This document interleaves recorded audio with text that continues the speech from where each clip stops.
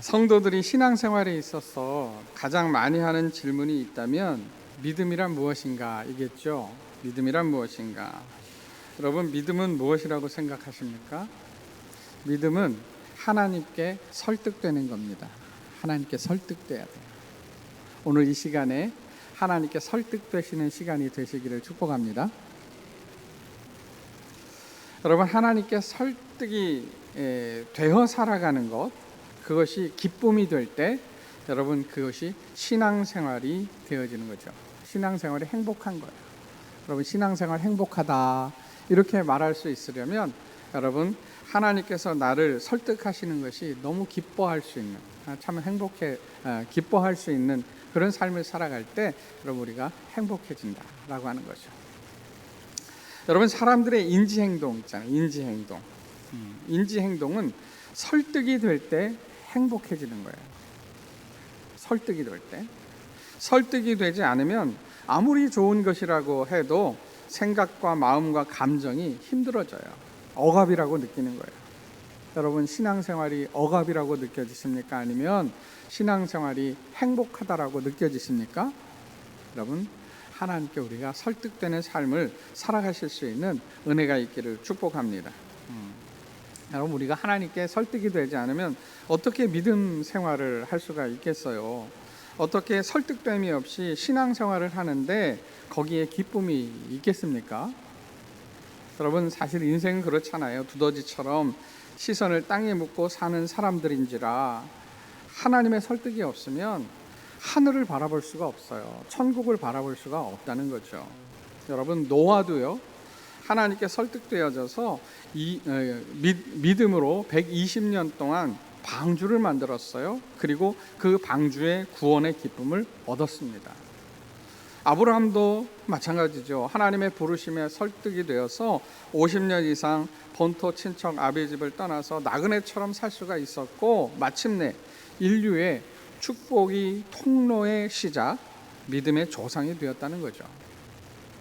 그런데 여러분, 어떤 사람들이 하나님께 설득되는 사람들일까요? 하나님께 설득된 사람들을 보면 세 가지 주의를 기울인 사람들입니다. 그것은 하나님과의 관계지요. 위치와 거리와 거룩의 문제입니다. 다시 말해서 신앙생활의 아주 중요한 요건, 하나님께 설득되는 위치는 여러분, 위치의 문제, 거리의 문제, 거룩의 문제였다, 이런 얘기죠. 하나님께 설득된 사람들이 위대한 일을 이루고 또 인류의 이름에 남겨진 사람들, 그들은 하나같이 하나님께 설득된 인생으로서 위치와 거리, 거룩의 이 세 가지 문제에 대해서 믿음으로 풀어낸 사람들이었다라고 말할 수 있습니다. 여러분, 오늘 말씀도, 우리가 읽은 본문 말씀도 이렇게 신앙생활의 세 가지 문제에 대한 말씀인 거죠. 첫 번째, 여러분, 신앙생활은 위치의 문제라고 말씀하고 있는 거예요. 7절 말씀에 보면 그런즉 너희는 하나님께 복종하라, 마귀를 대적하라, 그리하면 너희를 피하리라, 이렇게 말씀하고 있어요. 여러분, 하나님께 복종하라. 여러분, 신앙은 복종하는 것입니다. 누구에게 복종하는 것입니까? 하나님께 복종하는 거죠. 믿음의 대상, 내 신앙의 대상, 하나님께 복종하는 거예요. 여러분, 하나님께 복종한다는 것은 여러분, 하나님의 말씀에 복종하는 것입니다. 여러분, 하나님을 믿으십니까? 아멘이죠. 여러분, 하나님께 복종하십니까? 하나님께 복종하시나요? 복종하려고 애써요. 여러분, 복종한다는 것, 여러분, 말씀 앞에 우리가 복종하는 거죠. 여러분, 여기 복종한다, 오늘 말씀에 보면 복종하라, 이 복종하라라고 하는 이 말씀을 보면 이 단어는 여러분, 휘포타게테라고 하는 단어예요. 동사 원형은 휘포타소라고 하는 단어인데 두 개의 단어가 합쳐진 거예요. 접두어 휘포라고 하는 말은 아래에라고 하는 말이에요. 십자가 아래, 오늘 찬송한 십자가 그늘 아래. 여러분, 참 은혜가 됐습니다. 할렐루야. 나만 은혜가 됐나? 오늘 찬양이 너무 은혜가 됐어요. 십자가 아래 할 때 휘포 아래, 그리고 타소라고 하는 말은 배치하다, 정렬하다, 질서 있게 두다, 이런 뜻이에요. 그러니까 복종하라는 말은 자신을 어떤 권위 아래 두다, 하나님의 권위 아래 배치해라, 이런 얘기예요. 이것이 복종입니다. 여러분, 신앙은 정위치에 사는 것이에요. 정위치. 신앙생활은 믿음의 대상 아래 자기 자신을 두는 거예요. 성도는 믿음의 대상 아래 나 자신을 세우면 편안해집니다. 평안해져요. 오늘 십자가 그늘 아래서 어떻게 된다고요? 평안해진다고 그랬어요. 여러분, 마치 어린아이가 어머니의 품에 안기듯이, 아버지 품에 있듯이 하나님 아래에 자신을 세우면 여러분 평안해져요. 행복해진다는 거죠. 예배도, 감사도, 기도도, 그리고 삶의 현장도 하나님 아래 나 자신을 세우면 여러분 행복해지는 겁니다. 여러분, 신앙생활 왜 하려고 그래요? 사람들 물어보면 평안해지려고요 하는 사람들이 대다수죠. 여러분, 세상에 나가서 여러분 종교가 왜 필요해요? 이렇게 물어보면 평안해지려고요. 그럼 틀린 말이 아닙니다. 여러분, 우리가 십자가 아래, 하나님 아래 복종의 자리에가 있으면 여러분 우리를 하나님께서 평안하게 해주신다는 것이죠. 그래서 신앙생활, 자신이 있어야 할 위치를 잘 선정할 수 있어야 한다는 거죠. 하나님 아래 자기 자신을 세우는 사람은 위대한 사람이 되는 것보다 신실한 크리스천이 되고 싶어 한다는 거예요. 십자가의 아래의 사람이 되고 싶어 한다는 거죠. 그래서 오늘 찬송한 거 아닙니까? 십자가 아래, 십자가 그늘 아래. 여러분, 세상의 가장 위대한 곳은 여러분 하나님이 임재하시는 곳, 그 아래 서는 것임을 깨달은 사람이 여러분 세상의 성공보다 십자가 아래 있기를 원한다는 거죠. 여러분, 위치에 성공한 성경에 위치 선정에 성공한 두 사람을 꼽는다라고 한다면 누굴까요? 여러분, 단연코 요셉입니다. 요셉. 구약 성경의 한 사람 요셉. 창세기 39장 9절의 말씀에 보면 이 집에는 나보다 큰 이가 없으며 주인이 아무것도 내게 금하지 아니하였어도 금한 것은 당신뿐이니 당신은 그의 아내임이라. 그런즉 내가 어찌 이 큰 악을 행하여 하나님께 죄를 지으리까. 여인이 날마다 요셉에게 청하였으나 요셉이 듣지 아니하여 동침하지 아니할 뿐더러 함께 있지도 아니하니라. 이렇게 말씀하고 있습니다. 여러분, 요셉은 하나님 앞에 복종하는 자신의 위치를 벗어나지 않았다는 거예요. 신약 성경에는 누구냐? 세례 요한입니다. 세례 요한.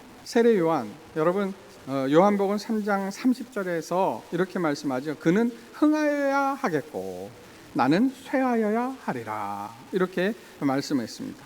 여러분, 세례 요한은 자신은 예수님의 신발끈을 풀기에도 감당할 수 없다, 이렇게 이야기하면서 여러분 예수님의 아래에 서기를 원했다는 거죠. 여러분, 아래 서기에 성공한 요셉 어떻게 됐습니까? 여러분, 애굽의 이집트의 총리 대신이 되었습니다. 세례 요한은 이렇게 말해요. 땅에서, 이 세상에서 가장 큰 자다, 이렇게 칭찬을 받았습니다. 여러분, 위치 선정에 성공한 사람들이 누리는 영광과 기쁨은 이것처럼 하나님께 영광이 되어지는 그런 칭찬을 받게 되어진다라고 하는 것이죠. 그런데 반면에 여러분, 성경에 위치 선정에 실패한 두 존재가 있죠. 여러분, 말할 것도 없이 사탄입니다. 이사야서 14장 12절에 가서 보면 너 아침의 아들 계명성이여 어찌 그리 하늘에서 떨어졌으며 너 열국을 얻은 자여 어찌 그리 땅에 찍혔는고. 내가 내 마음에 이르기를 내가 하늘에 올라 하나님의 뭇별 위에 내 자리를 높이리라. 내가 북극 지폐의 산 위에 앉으리라. 가장 높은 구름에 올라가 지극히 높은 이와 같아지리라 하는도다. 여러분, 계명성은 사탄의 원래 신분입니다. 존귀한 모습이었습니다. 하지만 그가 지극히 높은 자, 하나님과 비기리라, 하나님과 같아지리라, 이렇게 마음 먹는 순간 여러분 땅에 떨어지고 말았다는 거죠. 여러분, 하나님께 복종의 자리 아래에 서기에 실패한 거예요. 또 아래 서기에 실패한 사람은 누군가요? 여러분, 말할 것도 없이 아담과 하와지요. 여러분 창세기 3장 5절에 너희가 이것을 먹는 날에는 너희 눈이 밝아져 하나님과 같이 되어 선악을 알 줄을 하나님이 아심이니라. 여자가 그 나무를 본즉 먹음직도 하고 보암직도 하고 지혜롭게 할 만큼 탐스럽기도 한 나무인지라. 여자가 그 열매를 따먹고 자기와 함께 있는 남편에게도 주매 그도 먹은지라. 이렇게 말씀하고 있습니다. 여기에 여러분 너희 눈이 밝아져서 하나님과 같이 되어 선악을 알리라. 이 한마디 말에 여러분 하나님의 지엄하신 말씀을 무시하고 교만해져서 선악과를 먹었다는 거죠. 여러분 무엇입니까? 복종의 자리 아래 서기를 실패한 거예요. 여러분 위치 선정이 중요합니다. 위치 선정. 여러분 모든 운동 경기도 여러분 위치 선정이 중요합니다. 어제 여러분 이제 우리 주일학교 그걸 뭐라 그래, 풀장이라고 그래야 돼요. 풀 에어바운스를 다 거두고 나니까 탁구 소그룹에서 이제 곧바로 탁구 다이를 놓고 어제 오후에 탁구를 치시더라고요. 여러분 탁구도 마찬가지예요. 공이 어디로 오는지 위치 선정을 해야 여러분 잘할 수 있는 거죠. 모든 운동이 다 그래요. 여러분 운동 경기에 가장 또 우리 하이라이트 축구 아닙니까? 축구 너무 좋아하죠. 축구 역시도 마찬가지. 위치 선정, 공이 어디로 올지 위치 선정을 잘하고 있어야 여러분 공격수가 골을 넣을 수 있는 거죠. 패스도 잘할 수 있는 거예요. 위치 선정입니다. 여러분 운동은 언제나 자세와 위치 선정인 거죠. 여러분 신앙도 마찬가지입니다. 신앙도 여러분 위치 선정을 잘해야 돼요. 위치 선정. 여러분 위치 선정을 실수하면 여러분 슛골잉 할 수가 없어요. 하나님께서 여러분 내 아들아 복을 받아라 하고 복을 주실 때 여러분 위치 선정을 잘하고 있어야 여러분 그 복이 슛해서 골인을 하죠. 여러분 위치 선정 잘 하지 못하면 여러분 아무리 하나님께서 복을 받아라 해도 여러분 슛골인 안 한다고요. 노골이에요, 노골. 그러면 얼마나 안타까워요. 이것처럼 안타까운 게 어디 있어요. 하나님이 복을 받아라 주셨는데 여러분 슛골인 해야죠. 위치 선정을 잘해야 된다는 거죠. 위치 선정. 여러분 위치 선정 잘못하는 사람은요 언제나 운동 경기를 보세요. 남 탓해요. 핑계대요. 공을 잘못 줬다고 핑계댄단 말이죠. 여러분 참 안타까운 일이죠. 여러분 축복을 받으려면 분명해요. 복종의 위치 아래 서기를 잘해야 된다 이거예요. 여러분 세상 사람들도 줄 세우기, 줄 잘 서야 된다고 그러잖아요. 여러분 위치 선정을 잘해야 됩니다. 여러분 그러면 복종의 위치는 어디인가 이거예요. 복종의 위치는 어디일까? 여러분 우리의 위치 선정 아주 유효한 위치 선정 복종의 위치. 첫 번째는 여러분 종의 위치입니다. 종된 자의 위치. 여러분 하나님이 주시는 복은 절대로 군림하는 위치에서 시작하지 않습니다. 요셉처럼 하나님의 복은 종의 자리에서 복종하는 것부터 시작합니다. 지혜로운 사람은 여러분 복종의 자리에 자기 자신을 세우는 훈련을 하죠. 여러분 제자 훈련하시기 바랍니다. 종으로서 주인이신 하나님께 여러분 복종한다는 것은 여러분 비겁하거나 아부하거나 이런 것이 아니에요. 오히려 지혜죠. 성도는 여러분 이 종의 위치를 잘 선정하고 즐거워해야 한다는 거예요. 종이 주인 노릇하는 것은 여러분 재앙의 시작이 되는 거죠. 이 사탄처럼 아담과 하와처럼 선악과를 먹은 것은 여러분 단순히 먹고 싶어서 참지 못해서 먹은 것이 아니라 아담과 하와가 어떻게 된 거예요? 하나님과 같이 되려고 하였다는 거죠. 재앙을 자처한 거예요. 여러분 두 번째 여러분 복종의 위치 선정은 어디냐? 말씀의 위치라는 거예요. 말씀의 위치예요. 내 감정과 내 이성이 결정한 자리가 아니라 말씀이 결정하는 자리여야 된다는 거죠.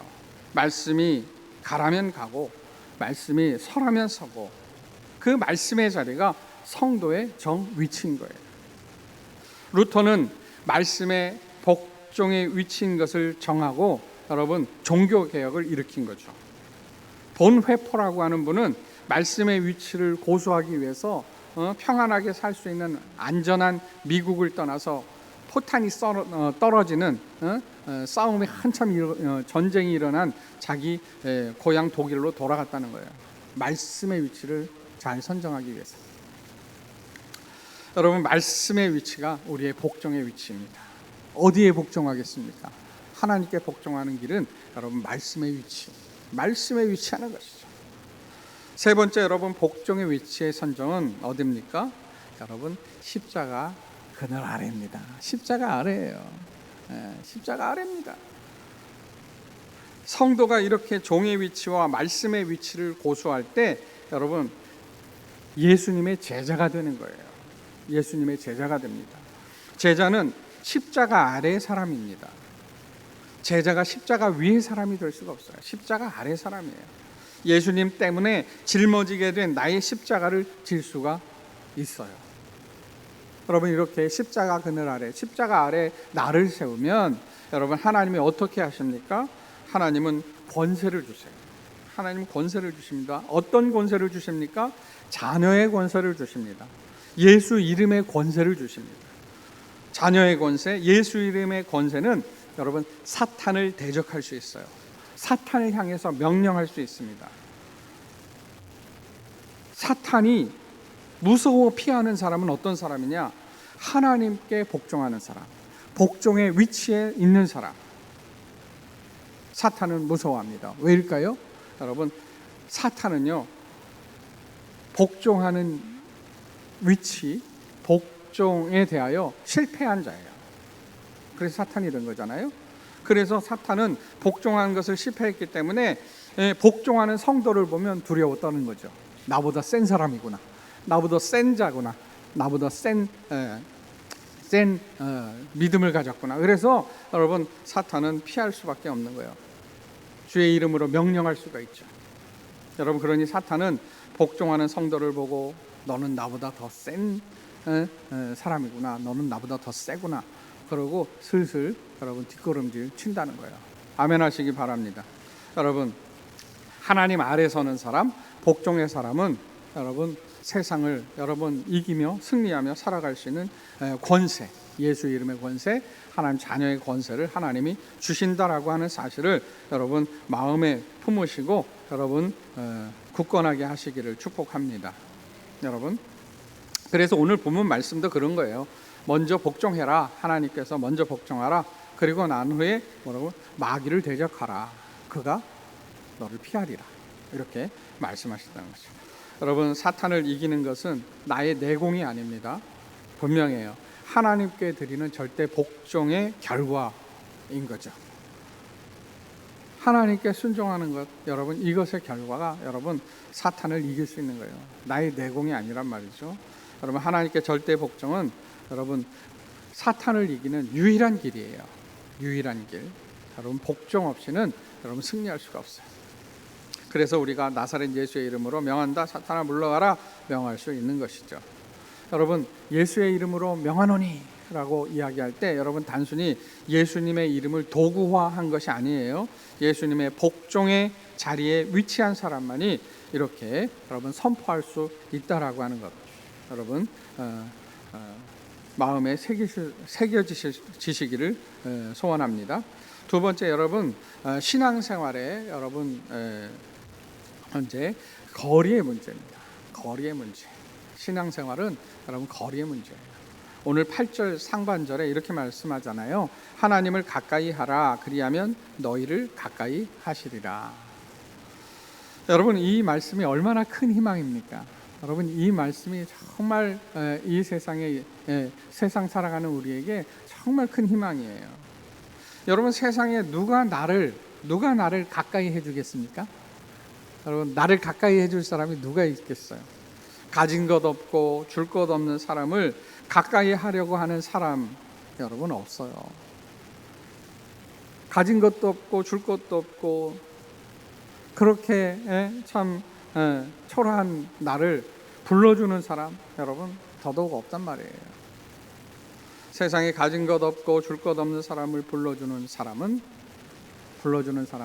여러분 성도죠. 성도. 세상에 가진 것 없고 줄 것도 없는 사람을 부르는 곳은 교회입니다. 우리 하나님이에요. 아멘 하시기 바랍니다. 하나님은 우리를 부르세요. 가까이 오라고, 더 가까이 오라고. 그러면 내가 너에게 가까이 하겠다고. 하나님은 거리를 좁히시는 하나님이십니다. 여러분, 성경을 읽다 보면 하나님과 이스라엘 백성들의 거리에는 3단계로 설명할 수 있어요.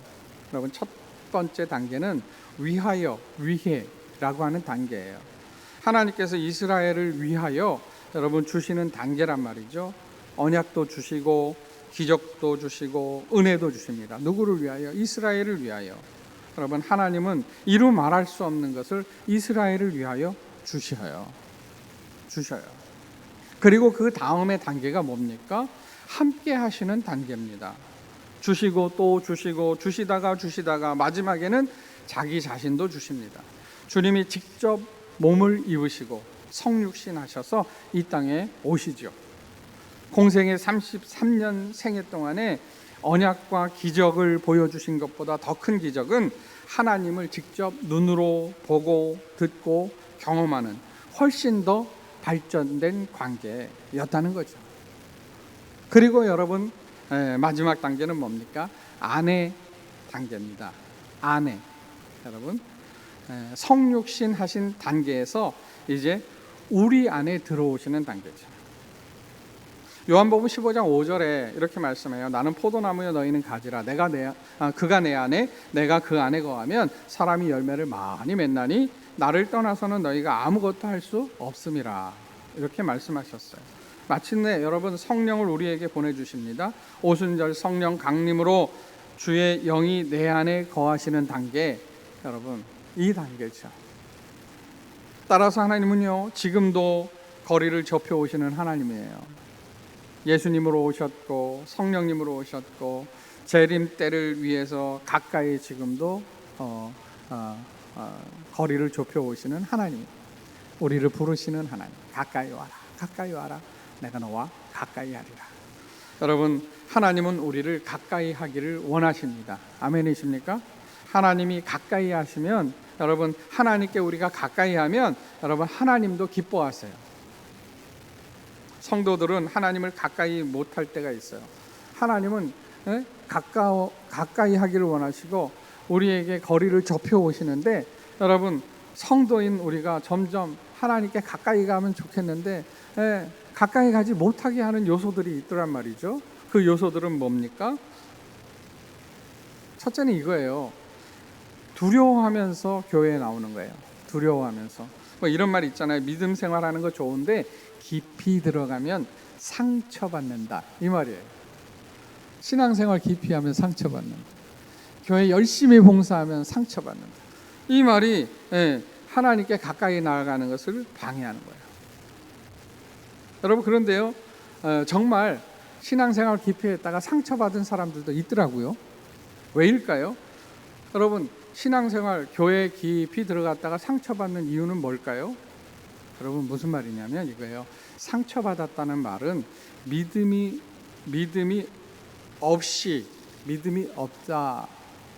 없어서 가까이 했다는 거예요. 여러분, 믿음 없이 가까이 하면 분명 상처받아요. 그런데 여러분, 믿음으로 가까이 하면 절대 상처받지 않습니다. 베드로는 두려워하면서 예수님을 따르다가 예수님을 저주하고 도망쳤죠. 여러분, 베드로의 상처는 자기가 잘못해서 상처받은 거예요. 여러분, 믿지 못했단 말이에요. 예수님 믿지 못하고 가까이 따라가다가 여러분, 예수님을 저주했단 말이죠. 그래서 상처받고 어떻게 됐어요? 멀리 자기 고향으로 가서 고기 잡는 업으로 돌아갔다는 거예요. 그러나 예수님이 어떠세요? 부활하시고 다시 베드로에게 찾아오시잖아요. 다시 찾아오신 예수님을 만나고 그 상처를 극복하고 회복하고 사도의 사명을 감당하게 되는 게 베드로죠. 여러분, 만일 우리가 상처받았다 해도 가까이 하기를 원하시는 하나님, 내게 다시 찾아오시는 예수님의 손을 붙잡고 멀어지는 거절감을 극복하는 것이 진짜 믿음인 줄로 믿습니다. 두 번째, 여러분, 하나님께 가까이 하지 못하게 하는 요소는 뭐냐? 여러분, 이거죠. 한쪽 발은 세상에, 한쪽 발은 교회에. 한 발은 교회, 한 발은 세상에. 여러분, 그러다가 결국은 어떻게 돼요? 외통수에 걸리죠. 외통수에 넘어져요. 베드로는 아직 세상의 물고기 잡는 것을 버리지 못한 모양이죠. 여러분, 문제가 생기니까 자기의 거룩, 예수님을 따라다닌다라고 하는 자기의 거룩이 무너지니까 여러분 도망치듯이 어디로 가요? 고향으로 고기잡이로 하러 갔단 말이죠. 여러분, 예수님도 믿고 싶고 세상의 것도 포기할 수 없는 사람, 그러다가 명예와 권위를 잃어버리게 되면 언제든지 다른 한쪽으로 돌아간다는 거예요. 여러분, 바울의 제자 중에 특별한 사람이 있어요. 바울이 계속해서 옥중 서신으로 언급한 사람 중에 한 사람인데 데마라고 하는 사람이에요. 아주 중요한 동역자들을 언급하고 천거하는 그 말씀에 그 서신에 계속해서 이름이 올라온 사람이 데마라고 하는 사람이에요. 골로새서 4장 14절에 사랑을 받은 의사 누가와 또 데마가 너희에게 문안하느니라 이렇게 말씀해요. 빌레몬서 1장 24절에서도 또한 나의 동력자 마가 아리스다고 데마 누가가 문안하느니라 이랬어요. 데마라고 하는 사람이 계속해서 여러분 언급이 되고 천거를 받아요. 그런데 디모데후서 4장에 가서는 데마는 이 세상을 사랑하여 나를 버리고 데살로니가로 갔고 이렇게 언급하고 있습니다. 여러분, 바울이 로마 감옥에 갇혀서 마지막 죽음을 앞두고 있을 때 바울을 버리고 세상으로 간 사람 데마였다는 거죠. 데마에게는 믿음 좋은 친구들과 좋은 스승을 만나가지고 헌신의 길을 가고 있지만, 그런데 여전히 세상의 좋은 것들도 버리지 못하고 있었다는 거예요. 그러다가 세상에 따를 만한 바울이 옥에 갇히고 순교의 길이 결정될 때 다시 세상의 명예나 권위를 향해서 결정적인 순간에 떠나간 사람이다, 이렇게 말할 수 있겠죠. 여러분, 대안을 두고 예수님을 따르면 예수님을 가까이 하기 어려운 거예요. 대안, 예수님의 대안이 뭐가 있겠어요? 하나님의 대안이 뭐가 있겠어요? 여러분, 코로나를 지나오면서 교회를 떠나 다른 대안의 길을 간 사람들이 얼마나 많은지 몰라요. 여러분, 대안을 두고 신앙생활하면 여러분 하나님을 가까이 하기가 어려운 거예요. 또 어떤 여러분 그 하나님을 가까이 어렵게 하는 요소가 뭘까요? 여러분, 겹불을 쬐고 있는 거예요. 겹불, 멀찌감치 겹불 쬐고 있는 거. 이걸 다른 말로 하면 묻어가기. 묻어가는 사람이에요. 여러분, 지금도 성도들이 무당을 찾아가는 사람, 사주팔자를 보는 사람, 재수 온 붙었네 말하는 사람들이 있어요. 내 부모가 신앙생활 잘하니까 나는 자동적으로 구원의 길을 가는 줄 알고, 내 아내가 신앙생활 잘하니까 나는 당연히 구원받는 길로 가는 줄 알고 묻어가는 줄 아는 사람들이 있더란 얘기죠. 그러면 절대로 하나님을 가까이 하기가 어렵다는 거예요. 한 달이 건너서 한 달이니까. 여러분, 우리가 가을 훈련을 앞두고 있어요. 여러분, 훈련은 무엇입니까? 무엇을 훈련하는 것입니까? 여러분, 분명해요. 하나님과 거리 좁히기예요. 하나님과 거리를 좁히는 것이 신앙의 핵심이라는 것을 안다면 여러분, 뒤를 돌아보지 않습니다. 대안을 만들지 않습니다. 대안을 찾아가지 않아요. 하나님은 언제나 우리 곁에 계시는데 두려워하면서 멀리 따라가지 않아요. 양다리 절룩거리면서 세상도 좋고 예수님도 좋고 묻어가는 그런 겹불 쬐는 성도들은 아닙니다. 여러분, 하나님을 향해서 여러분 구하기도 하고 세상의 우상들에게도 세상의 것들을 위해서 구하기도 하고 이렇게 절룩거리면서 신앙생활하지 않는다는 거죠. 여러분, 이 모습을 보면 여러분, 이 모습을 보는 아버지는 여러분 한숨 나오겠죠. 여러분, 내 사랑하는 자녀가 여러분 세상에 한 입만 이러면서 여러분 살아가 봐요. 여러분, 얼마나 그 초라한 모습을 보면 얼마나 마음이 아프겠습니까? 여러분, 우리 하나님도, 우리 아버지 하나님도 그렇게 마음이 아프실 것 같아요. 여러분,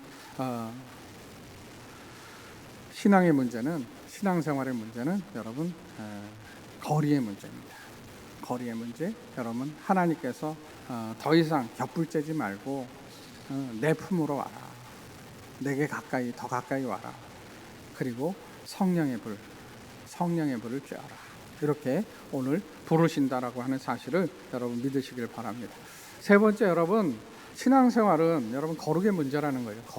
거룩의 문제. 여러분 8절 하반절에 죄인들아 손을 깨끗이 하라, 두 마음을 품은 자들아 마음을 성결하게 하라. 9절에 슬퍼하며 애통하며 울지어다, 너희 웃음을 애통으로 너희 즐거움을 근심으로 바꿀지어다. 이렇게 말씀하고 있습니다. 여러분 요즘 사람들은 툭하면 폭발하죠. 싸웁니다. 서로 공격하고 심지어 비난합니다. 자기 이익이 훼손되면 즉시 고소하죠. 이런 세상이에요. 여러분 이런 사람, 이런 세상, 이런 사회는 행복하다라고 말할 수 없겠죠. 여러분 왜요? 여러분 분명해요. 이런 세상에서는 마음을 성결하게 하는 거룩을 지키기가 어렵다는 거예요. 거룩을 지키기가 어려워요. 이런 말 있잖아요. 예배 잘 드리고 갔는데 교회 밖을 나갔는데 은혜 다 쏟아냈다. 이런 이야기 있잖아요. 여러분 은혜 왜 다 쏟아냅니까? 여러분 세상이 여러분 은혜를 쏟아내게 만든단 말이죠. 그러니까 거룩을 지키기 어려운 사회예요. 여러분 분명합니다. 행복은 거룩할 때 오는 거예요. 여러분 소소한 것에 행복을 느낀다 이런 말이 있잖아요. 나는 소소한 것에 행복을 느껴. 그래서 소소한 시간을 갖는 거야. 워라벨의 시간을 갖는 거야. 뭐 이러잖아요. 여러분 그런데요, 그 소소한 것은 아무런 가치 판단이 없는 소소함이에요. 이것을 다른 말로 순수죠. 순수한 것, 가치 판단이 없는 것. 여러분 그 순수가 여러분 거룩과 통하는 거예요. 소소함이 순수하지 못하면 여러분 더 이상 소소해질 수가 없고 더 이상 그것에서 행복을 얻을 수가 없어요. 왜? 거룩이 없어진 그곳에는 행복할 수가 없기 때문에.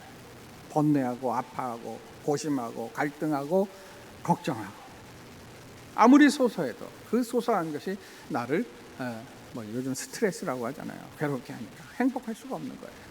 여러분 행복은 분명합니다. 거룩에서 오는 것입니다. 거룩이 사라지면 행복해질 수가 없는 것이죠. 오늘 본문 말씀 분명히 말씀합니다. 울라고 말씀해요. 웃음을 애통으로 바꾸라고 말씀해요. 원통에서 억울해서 우는 것이 아니라 거룩을 위해서 웃음을 애통으로 바꾸라고 하는 것이죠. 여러분 눈물이야말로 애통이야말로 거룩으로 가는 지름길이기 때문입니다. 눈물과 애통이 메마르면 거룩도 사라져요.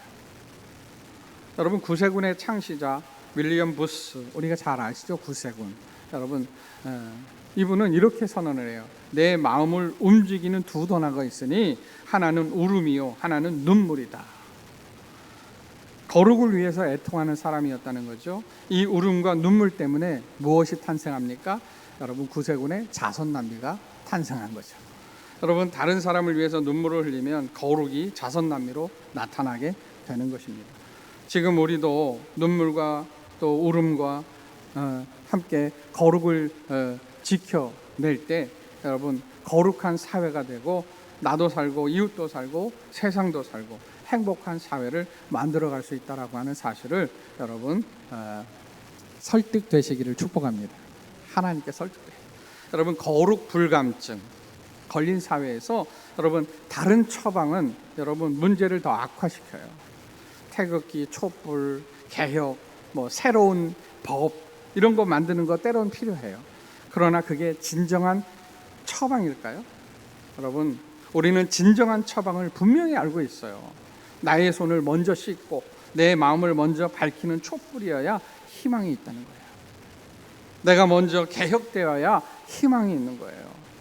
다른 사람이 거룩해지기를 요구하는 사회가 아니라 내가 먼저 거룩하기를 갈구하는 사회가 될 때 여러분 행복한 세상이 된다는 겁니다. 음식에 관한 산문집이 있어요. 거기에 공손옥이라고 하는 작가가 참여한 글이 두 편이 있는데 기나긴 봄날의 밥티 꽃나무, 밥으로 가는 먼 길, 이 두 편인데 여러분 공손옥 씨가 하고자 하는 말은 여러분 이 밥 먹었니? 뭐 식사했니? 식사했습니까? 진지 드셨나요? 라고 하는 이 말이 여러분 단순히 어색해서 하는 인사가 아니라 이 한국인의 밥에는 여러분 단순한 음식이 아니라 안부와 사랑과 고마움과 걱정을 표현하는 인사라고 하는 것을 설명하고 있다는 거예요. 거기에 여러분 잊을 수 없는 밥 한 그릇에 대한 이야기를 하고 있어요. 평생 가족을 위해서 재고시를 한 적이 없는 아버지는 서울로 돈 벌러 가고, 어머니는 세 딸과 함께 시골에서 작은 논떼기, 작은 밭을 논으로 만든 거 있죠. 그렇게 농사를 하고 있어요. 근데 어머니는 글을 몰라요. 맹인이에요. 그래서 어느 날 이 맹인이라 이게 살충제인지 이게 제초제인지 이 농약인지 이걸 색깔로 구별하는데 실수해가지고 제초제를 뿌린 거예요. 제초제. 어느 날 보니까 이 벼가 다 말라 비틀어져 가는 거죠. 그래서 깜짝 놀라서 알고 보니까 이게 제초제를 뿌렸다는 거예요. 그래서 길바닥에 누워서 엉엉 울면서 이 어머니가 막 이제 망연자실하다가 타들어가는 벼를 보면서 큰 소리로 딸들에게 외쳤다는 거예요. 이년들아. 이렇게 하면 안 되는 거 아닌가 모르겠어요. 이년들아 일어나라. 우리 생명줄이 다 타들어간다.